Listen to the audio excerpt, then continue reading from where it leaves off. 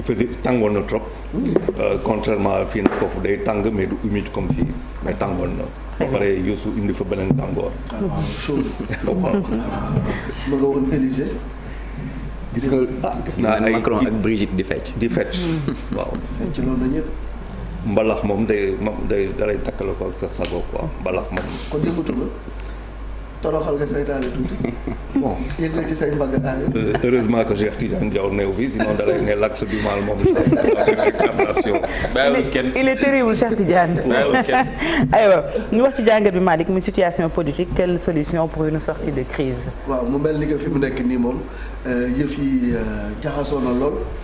mu mel ni ñaari cas yi kenn ku ci nekk da nga am noo taxawee kenn bëggul bàyyi dara tey jii nan la ñu mën a def ba génn Sénégal ci guddi gi nga xam ne xamuñu fan la ñuy yóbbu. waaw dafa doon loo xamante ne war nañ ko xalaat si bés ni ki tey justement bu doon bu ñu xoolee exactement il y a 11 ans de cela boo doon def parallèle bi entre le 23 juin 2011 mu indi woon lu bëri ñu génn si après en 2012 quand bien même conseil constitutionnel dafa amoon lu mu validé mais dañ si génn tey 11 ans après boo xoolee nous sommes quasiment dans la même situation que loolu boobu quasiment waaw si biir même situation boobu mooy donc foog ñu analyser munoo 11 ans après di retrouver dans la même situation te yow am na loo xamante ne muy doxalit bu nga defoon si wàllu population yi muy maanaam si loo xamante ne moom la yoon may démocratie mooy dem voté ji muy loo xamante ne moom lañ fi tegoon depuis 1992 conseil constitutionnel lan la évoluer est-ce que c'est une force boo xam ne ba le moteur de la démocratie loolu yëpp ay analyse la pour se rendre compte que 11 ans après moom ñu ngi dund loo xamante ne lu doy waar la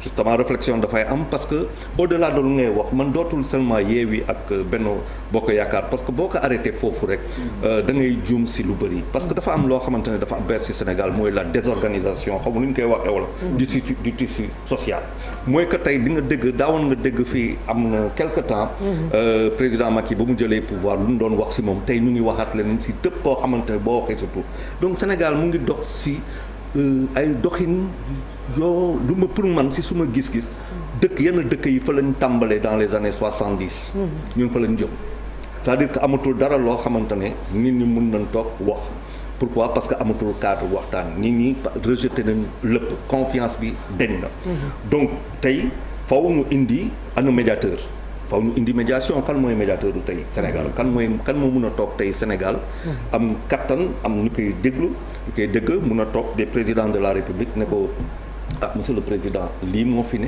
lii moo fi am lii moo fi war a ne doguma la Charles mais li xewoon démb est-ce que warul interpeller président avant ñu koy wax parce que hier quand même on a vu population sénégalaise bu ñu mën a nekk la population est sortie en masse ci concertu casserole bi est-ce que également loolu moom waru ko interpeller mu xam ne quand même ñu ngi koy lancer ay messages président sénégalais yi dañu wax ak moom démb dañu wax ak moom démb man suma koñ 20 heures et puis lu ma si gën a frappé mooy heure bu ñu commencé 20 heures 10 mu jeex d'abord donc bon xaw ma feneen mais suma koñ moom wakaam discipline googu ak klaxon yi dafa won benn discipline dañu respecter heure de lancement respecter heure de fermeture kooku ay loo xamante ne yooyu ay indice la beneen affaire bi boo koy analyser xëy na ñëpp bokkuñu Pastef xëy na ñëpp bokkuñu Yewwi mais dañuy wax président voilà dafa am loo xamante ne doy na ras-le-bol un ras-le-bol président de la République dafa war a comprendre benn affaire si suma gis-gis mooy que du 10 ans de pouvoir la am dëgg la ñu élire ko en 2012 réélire ko en 2019 mais si gis-gisu sénégalais yu bëri il a quasiment 20 ans de pouvoir boo génnee parenthèse yoo xamante ne daf si amoon problème ak président Abdoulaye Wade donc quand Abdoulaye Wade jël le pouvoir en 2000 xale yu amoon 10 ans tey ils ont 30 ans xam nañu président Macky Sall tout à fait bu baax a baax donc bu xoolee bu baax dootul seulement 10 ans de pouvoir da ngay remonter ci gannaaw nga xool ñu jox loo xamante ne moom faw mu assumer ko comme libéral membre du régime de Abdoulaye Wade donc ça fait 20 ans boo xoolee bu baax ça fait même 22 ans mais boo génnee parenthèse googa donc loolu première lecture la deuxième lecture mooy que président politique dama ko mos a wax moom la naroon jël teg fële liggéey mu ngi liggéey on peut pas dire que président Macky Sall liggéeyul boo ko waxee wax na lu la neex sur le bilan immatériel on peut lui reprocher beaucoup de choses mais sur le bilan matériel quand même il fait partie bokk na si ñoo xamante ne tabax nañu mais loolu rek taxul nit ñi ànd ak moom. am na leneen dafa am lu bëri lu fi xew ba nga xamante ne sénégalais dañ dem ba gis ne lii jaay doole la. dañ dem ba ne lii jaay doole te sénégalais bu ñu xoolee dans sa façon de faire. toujours ku néew doole gi lay àndal. kenn du ko dee loolu toujours. loolu def ak Abdoulaye Wade en 2000. loolu def ak Macky Sall en 2012. naturellement oppresseurs yi. mais moom ak ñoom néewal doole guñ ko néewal doole moom président. waaw moo tax askan bépp laxasaayu ànd ak moom fal ko falaat ko. falaat ko loolu lu am solo la donc fu mu ne nii dañ ko kay kii président def loo xamante ne man daf ma jaaxaloon trop mooy que 31 décembre 2019 dama toog di seetaan télévision ma ne non c'est pas possible. mooy que ba kay Babacar Fall di ko poser question par rapport au 3e mandat mais affaire yi leeroon na. ay nga toog di ne parce que nit ñi foog ñu liggéey non ba ngay dem 2e mandat nga xam nga problème boo xam ne moom ngay am. donc clarification googu. il est grand temps que président nag pour sauver la république de ce pays là. mu wax ak sénégalais yi. te buy wax ak sénégalais yi du dellu gannaaw. c'est une question c'est pas une question de dellu gannaaw du loolu yëpp mooy dañu toll ci jamono boo xamante ne foog sénégalais yi dal économie bi dal social bi dal lépp dal. pour que nit ñi mën a dem stade nit ñi mën a dund en tout cas kii donc foog mu def deuxième chose yoo xamante ne mooy que day nekk président première fois Sénégal buy nekk arbitre élection 2024. mais d'ici 2024 en ayant yor arbitrage am na lu bëri loo xamante ne mën na xew ci diggante ga. tout à fait. te loolu avenir moo ñu koy wax fii ak ci kanam moo ñu koy wax. il faut donc rassurer les Sénégalais. mën a dem savoir partir. waaw. très bien mais Charles peut-être avant ñuy trouver benn porte boo xam ne dinañ ci mën a jaar ñun ñëpp mais lii nii ñuy dund fan la mën a àggal Sénégal cette violence là. mu metti compliqué ci askan bi la vie est chère nit ñi di dund tey situation bi fan la mën a àgg bu ñu fekkee waxuñu ci lu mu gën a gaawee. commencer par waxante dëgg benn il faut aider le président de la République. comment l'aider? à une situation de crise non il faut deux parties. aider boo jëlee yëpp teg ko ci kaw président de la République erreur politique la. erreur de regarder les choses. il faut aider pourquoi il faut aider du point de vue yaa ngi wax sànq économie. je dis tout le temps damay toog fi di ne est-ce que nit ñi xam nañu qu'il y a moins de 900 000 personnes yoo xamante ne. dañu am salarié. sur 17 millions de Sénégalais. c'est rien du tout. mënoo laaj président de la République quand même ak 1300 milliards de masse salariale collectée en 2021 nga ñëw au niveau de l'administration publique nga am à peu près 1000 milliards bu ko mot sax.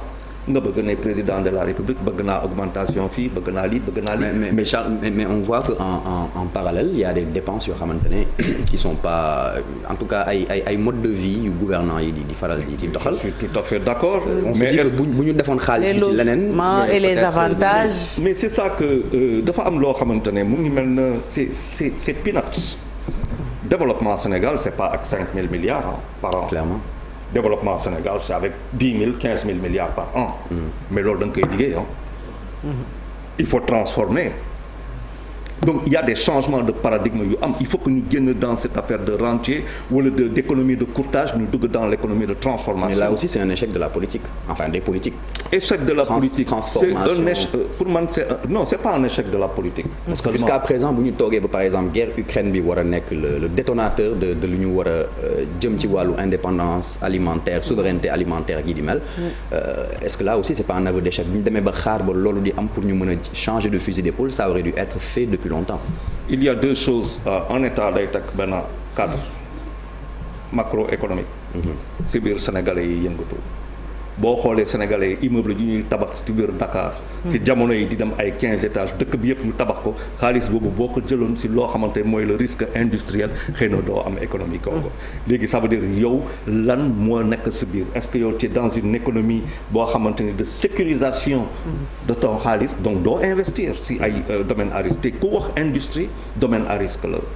xam nga bon maintenant mun nga ma ne l'électricité man démb am naa benn xarit bu may nekk il paie par an 300 € de facture d'électricité ma ne ko man suma benn facture benn bimestre mooy sa ñetti facture annuelle. tout à fait. bon ak loolu munoo dem. personne mënuñu sax justifier quand même. cherté électricité munoo ko justifier ak ndox bi aussi. munoo ko justifier ndox bi man suma la si ça veut dire loyer bi ak loolu yëpp. pourquoi on en est arrivé là. parce que dafa am loo xamante ni mais kooku c'est depuis 2000 c'est depuis 2000 que l'économie sénégalaise c'est complètement déstructurée. mais lu gën a grave loolu mooy loo xamante ne nit ñi bu ñu toogee waxtaan. du Sénégal rek moom kenn mënu ko def parce que il fait partie d'un ensemble UEMOA avec une monnaie commune. donc loolu waxtaanu kii la mais si wàllu politique. ak si wàllu social. nit ñi faw ñu toog. nit ñi faw ñu toog dafa am lu xew daaw boo xoolee taxawaayu gendarme yi. taxawaayu policiers yi dañ leen bett daaw donc ñoom seen honneur la ñuy teg. lu fi amoon dootu fi am et que cette démarche là il faut comprendre parce que aussi loolu mooy suñu sécurité ñun ci biir ak suñu sécurité boo xamante ne armée moo ko yore ci frontière bi te ñun boo xoolee lu ñu entouré mënatuñu def boo xoolee lu xew démb ça commence à être absolument grave très grave donc pour man tey il faut que ñu xool médiation il faut que président de la République par rapport au troisième mandat que la clarification soit faite sans lui donner sans dar imposer ko exiger ko la mais moom moo ko war a def pour calmer affaire bi nekk ak rôle justice taxawaayu justice ci contexte bi nga xam ne ci la ñu nekk nii parce que justice war na mën a nekk levier bu nga xam ne buñ ci appuyé woo xëy na mën na apaiser lu bari. mais waaw xam nga man dama mës a nekk dama am un problème ak suñu conseil constitutionnel pourquoi parce que d'abord benn le droit est calqué sur le droit français moom ngay njëkk jàng booy def droit suñu conseil constitutionnel boo xoolee bu nekk fële ak France ak ñun fu mu utee mooy que France dafa am lu ñuy tànne 9 yooyu trois ñoo koy tànn muy présidence assemblée nationale sénat fii moom président moo koy tànn mais si kaw ñoo xamante ne assemblée moo koy jox président assemblée si kaw 2 lay tànn si 4 listes mais boo xoolee assemblée bu bokkee si majorité donc c'est le président qui choisit beneen affaire de donc il faut peut-être nous repenser benn conseil constitutionnel dont les décisions ont été balayées par le peuple sénégalais ko xool nga xool ko boo jëlee 2012 une décision comme bu mu jël sénégalais yi ñëw nekk bon d'abord il y a 15 morts ba pare c'est pas que moom mooy responsable mais manifestation am na mu am ñu décédé sénégalais yi nekk déet du noonu quel est l'impact conseil constitutionnel boobu ci kaw la démocratie sénégalaise est-ce que c'est un moteur pourtant war na nekk moteur faw ñu xool ko boo xoolee lu fi xew fii récemment ci loo xamante ne moom ngay jàng mooy que mooy ak ci wolof ou mooy wala donc et c'est cumulatif donc c'est une liste donc avec ça et mooy cumulatif donc si jàngat bu ndaw te dañu ne loo xamante ne dafa am solo mooy que ñun ne censé ignorer la loi mais la loi si lan lañ koy bind balaa nga xam loi nga donc on peut pas dire ni ne censé ignorer la loi ba pare ñëw ne ni vous n'avez pas compris la loi munoo xam loo xamante ne comprendre loo ko loolu benn la donc conseil constitutionnel par rapport à sa décision bu demee ba gis lii faaw ñu toog ñu xool est-ce que le juge constitutionnel maanaam am na yenn liberté yi am na yenn audace yoo xamante ne mën na ko jël yoon may na ko ko. donc pour man. Charles doguma la en plus de cela le conseil constitutionnel qui a remis le mandat enfin yokk mandat 7 ans bi à Macky Sall aussi. kooku man je l'ai toujours dit parce que si biir préambule en tout cas le peuple est au-dessus de la constitution. du dëgg conseil constitutionnel ñaari référendum la fi organisé. en tout cas la fi fekkee mooy 2001 ak 2016. bu ñu nee le peuple est au-dessus de la constitution. donc loolu ngay njëkk a lire. donc boo liiree loolu référendum nu woote il appartient au peuple de kooku dama ko yàgg a wax. donc pour man il y a des situations yoo xamante ne. à la limite sax foog ñu xoolaat ko tey par exemple. pourquoi duñu mën a dem ci benn conseil constitutionnel boo xamante ne comme en France. maanaam la moitié de l'Assemblée nationale mën nañ ko saisir. la moitié mën nañ ko saisir. bu nekkee dans une situation de cohabitation remarquez lu muy mën a am solo loolu. dafay am solo pour le renforcement de la démocratie parce que conseil constitutionnel c'est un moteur de renforcement de la démocratie moom mooy tegal le contrôle de la constitutionnalité donc bu dee loolu yëpp amul loolu mooy indi lii donc on a une désaffection maanaam suñuy institution yu gën a am maanaa yu gën a am doole faalewutuñu ko mais c'est pas wóoluñu c'est pas possible. ci contexte bu mel nii ba léegi rek ci sortie de crise am na lu nga xam ne nit ñi dañuy jàpp ni recul démocratique la ndax président Macky ci li ñu doon xeex mooy lépp lu nga xam ne constitution may na ko opposant ñu jox ko maanaam ci wàllu ñu ngi koy vaar sax di génne ay vidéo yoo xam ne manifester lu mel noonu tey ngay manifester ñu tere la ko nga génn goo sax ñu jàpp la dugal ci kaso bi war laa àtte justice est-ce que ci contexte bu mel nii warul jouer un rôle de régulateur social maanaam apaiser tension yi. Alors la justice c'est un pouvoir loolu laa wax sànq mooy que quelle est la possibilité, la liberté ak l'audace de notre justice. Dafa am conseil constitutionnel d'un côté et de l'autre côté application boo ñëwee dañuy lire articles yi daal la affaire yi en fonction de ce qu'il y a et puis nga dugg kaso kenn mu si dara donc est-ce que quelque part waruñu xalaat mais fu mu ne nii il n'appartient pas à la justice de s'ériger en un pouvoir buy changer l'ordre des choses non c'est pas loolu du loolu tey pour man situation bu mu ne nii doo humilier ce président de la République qui plus est quand même est président de l'Union africaine c'est-à-dire il y a des intelligences politiques yoo xamante ne il faut savoir les mettre en place ci kaw teg tam dëgg beneen affaire tam mënoo am benn opposition boo xamante ne day ne man damay tàngal man c'est dans la rue que ça se passe kooku dootul communication politique parce que sinon on est d'accord avec ce qu'a fait Doumbouya fële en Guinée on est d'accord avec ce qu'a fait Goïta au Mali ak feneen ak donc force doit rester à la loi léegi nag si kaw loolu waxtaan mais pour mu waxtaan il faut que mu am compromis et le compromis il n'est pas historique il est aussi bien politique qu'historique et Macky Sall qui à mon sens est le premier président du Sénégal boo xamante ne mooy arbitré 2024 loolu war na nekk lu yomb si moom. très bien war nañ ko yombalal en tout cas. dernière question avant ñu. voilà donc Charles ñu gis ne que ñoom à chaque fois dañuy génn mu mel ni moyen bi kese la ñu am afin que njiit bu réew bu Sénégal mën leen dégg. est-ce que itam ci lu ni mel la ñu war a mën a continuer wu ak force de l'ordre yi itam lan moo war a mën a nekk seen taxawaay sànq maa ñu ngi koy wax waaye Sénégal itam boo fi nekkee xam nga ñun.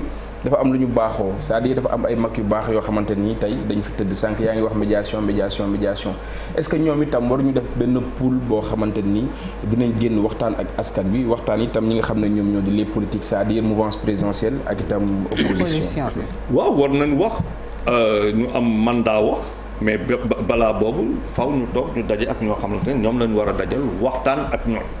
loolu mooy la première chose. dafa am foo xamante ne tey képp ku gis démb amul journal télévisé boo xamante ne en matière internationale ubbiwuloo si loolu. c'est quand même le Sénégal. Sénégal en Afrique c'est pas n'importe quel pays et dans le monde aussi faaw ñu xam ne bépp aw dañ néew doole. c'est quand même le pays de Sadio Mané c'est le pays de Youssou Ndour ak yu demee noonu donc vous imaginez que les journaux télévisés démb ñoom ñëpp lañ toog c'est-à-dire indi nañ sax lu bees mooy ça il faut l'attribuer à Sonko. mooy une manifestation démocratique par les casseroles. vous imaginez ce que ça va faire dans les autres pays dans quelque temps. maanaam fa lañ jëm donc tey boo amee intelligence googu. mooy que tey casserole la demain ça va être quoi. donc est-ce qu'on va se y a loo xamante ne kenn xalaatu ko. Sénégal. Et qui en est responsable devant l'histoire, c'est le président Macky Sall. Soit c'est la grande porte, soit c'est la poubelle de l'histoire. C'est un choix. Et il faut l'aider. Pour moi, il faut aider le président de la République, non pas en voulant humilier ko indi ko dans des suites, non.